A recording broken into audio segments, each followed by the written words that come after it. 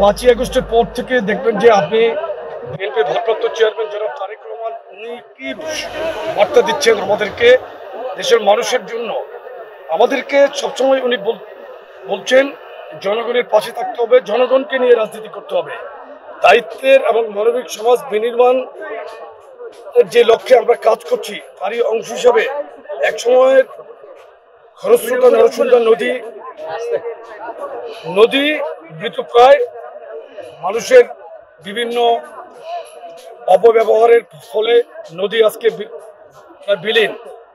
তারই ধারাবাহিকতায় এই যে পানি প্রবাহের যে খালটি, এটার বিভিন্ন জায়গায় কিন্তু আপনি দেখছেন যে এক প্রকার বন্ধ হয়ে গিয়েছে, নালার মতো করে পানি যাচ্ছে।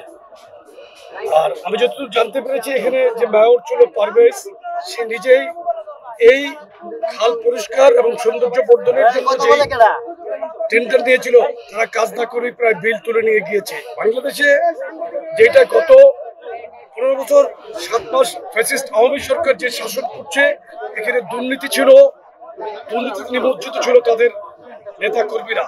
তারই ধারাবাহিকতায় এত সুন্দর একটি নদীর এই যে শহরের ভিতর দিয়ে প্রবাহিত হচ্ছে, এটাকে কত দৃষ্টিনন্দন করা যেত, সেটা না করে সেটাকে আরো ধ্বংস করে দিয়েছে। আমরা নরসুন্দা নদীর এই অংশে, যেটা ব্রিজ সংলগ্ন অংশে আমরা যে সম্পূর্ণরূপে পানি প্রবাহ বন্ধ, এটাকে আমরা জাস্ট উন্মুক্ত করে দেওয়ার একটি পরিকল্পনা নিয়েছি। কিশোরগঞ্জ জেলা যুব দলের এটা উদ্যোগ।